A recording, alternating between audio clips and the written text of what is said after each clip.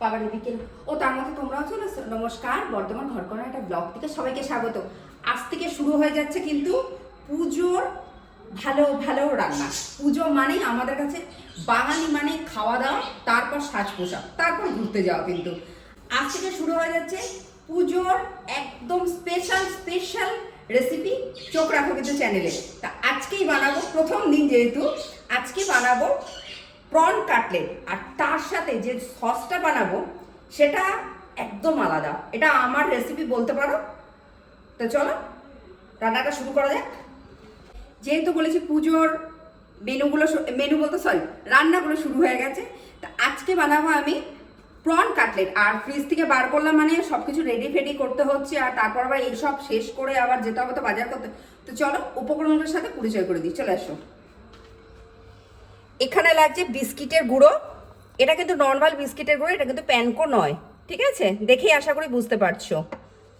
ডিম, চিংড়ি মাছ। আর হ্যাঁ, চিংড়ি মাছটা আমি কিরকম করে কেটেছি সেটা একবার দেখে নাও ভালো করে। কাটলেটের জন্য যখনই চিংড়ি মাছ কাটবে এরকমভাবে কিন্তু কাটতে হবে, এইভাবে মাথাটাকে ছাড়িয়ে নেবে, মাঝখানটা কেটে তারপর এরকম ছুরি দিয়ে একটু ডিপ ডিপ করলে এরকম বাটারফ্লাইয়ের মতো হয়ে যাবে, মাছটা খুলে যাবে। তারপর লাগছে এখানে রসুন আর শুধু ধনেপাতা বেটে নিয়েছে। এখানে রসুন আর ধনেপাতা, কাঁচা লঙ্কা কিন্তু নেই এখানে। এছাড়া লাগছে নুন, গোলমরিচ গুঁড়ো আর লেবু আর শসা আর পেঁয়াজ সাজাবার জন্য। হ্যাঁ, আর যে সসটার কথা বললাম, এটা রেসিপিটা খুব তাড়াতাড়ি আসছে, এটাও দেখাবো। এটা হলো রোস্টেড পাইনাপেল কাসুন্দি। আমরা কাসুন্দি খেয়েছি, কিন্তু এটা আমি একটু পাইনাপেল বার্ন করে বানিয়েছি। এটা রেসিপিও খুব তাড়াতাড়ি আসছে। তো চলো তাড়াতাড়ি রান্নাটা শুরু করতে হবে। তো চলো রান্নাটা শুরু করা যাক। মাছটার ভেতরে প্রথমে আমি ধনেপাতা আর রসুন যে বাটাটা রেখে দিয়েছিলাম এটা আমি দিয়ে দেবো এখানে। আমি কিন্তু কাঁচা লঙ্কা দিইনি, তোমরা চাইলে কাঁচা লঙ্কা দিতে পারো। লেবুর রস দিচ্ছি। গোলমরিচের গুঁড়ো, যেহেতু আমি এখানে কোনো রকম লঙ্কা ইউজ করিনি, আমি তাই গোলমরিচের গুঁড়োটা দিচ্ছি। আর অল্প একটু রেখে দিলাম ডিমে দেওয়ার জন্য। নুন। এবার চিংড়ি মাছটাতে এই মশলাটা মাখিয়ে বেশ অনেকক্ষণ কিন্তু রেখে দিতে হবে। বেশ অনেকক্ষণ মানে অনেকক্ষণ রাখতে হবে কিন্তু একটু। চিংড়ি মাছটা তো মাখিয়ে রেখে দিয়েছি। এবার আমি ডিমটা রেডি করছি। এখানে অল্প নুন দেবো, কারণ চিংড়ি মাছটায় নুনটা মাখিয়ে রেখে দিই। আর একটু গোলমরিচের গুঁড়ো যেটুকু আছে সেটুকু দিয়ে দেবো। আর ঝালটা কিন্তু তোমাদের স্বাদ মতো।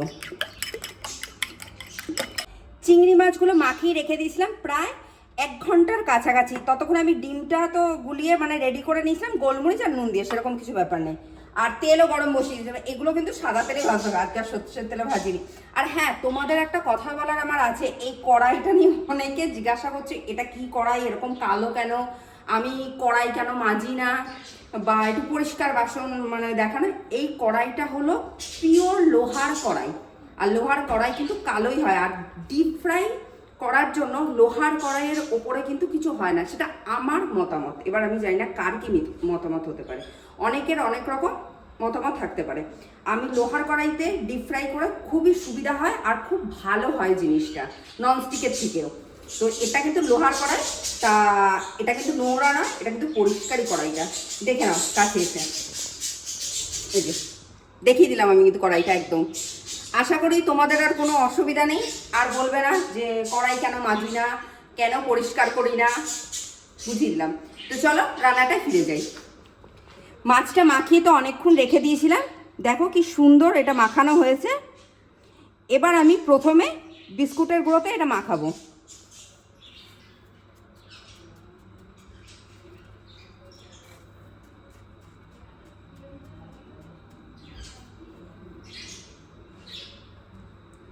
এবার আমি ডিমের গোলাতে ডিপ করব।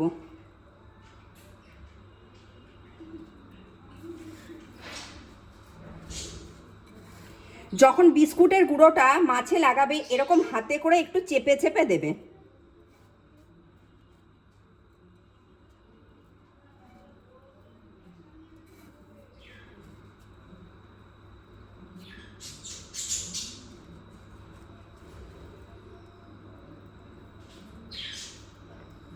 এরকম কিন্তু দেখতে হবে, দেখো এরকম দেখতে হবে। আমি কিন্তু এই মাছগুলো রেডি করে ফিরে আসছি ভাজার জন্য। চিংড়ি মাছগুলো একদম রেডি হয়ে গেছে, মানে ভাজা হয় কিন্তু মশলা টশলা মাখিয়ে ভাজার জন্য রেডি করে ফেলেছি। এবার ভেজে নেব। তেলটা কিন্তু খুব ভালো করে গরম হচ্ছে, আমি গ্যাসটা কমিয়ে দিয়েছি। এবার একটা একটা করে চিংড়ি মাছ আমি ভেজে নেব।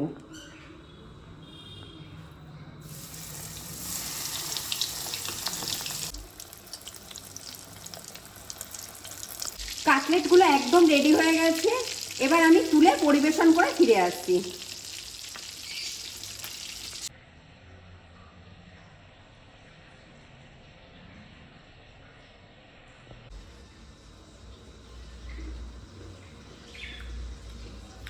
কোনো কথা হবে না, নিজে রান্না করেছি বলে বলছি না, দারুণ দারুণ দারুণ হচ্ছে। তোমরা অতি অবশ্যই বাড়িতে একবার ট্রাই করো, ভীষণ ভীষণ ভালো। আর এই সসটার রেসিপি আমি খুব তাড়াতাড়ি দেবো।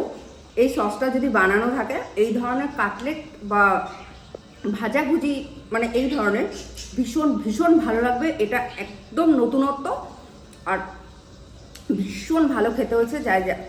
যাই হোক, আজকের ভিডিওটা যদি ভালো লেগে থাকে, তোমরা অতি অবশ্যই আমার চ্যানেলটা সাবস্ক্রাইব করো, শেয়ার করো, লাইক করো, প্রচুর প্রচুর কমেন্ট করো। আর যদি কিছু ভুল হয়ে থাকে তাহলে ক্ষমা করো, কারণ ভুল হওয়াটা স্বাভাবিক। একটু তাড়াহুড়ো করে করতে হচ্ছে, কারণ এগুলো কমপ্লিট করে ধরো একটু বাজার করতে যাবো তো, আর পুজোর তো বেশি দিন সময় নেই।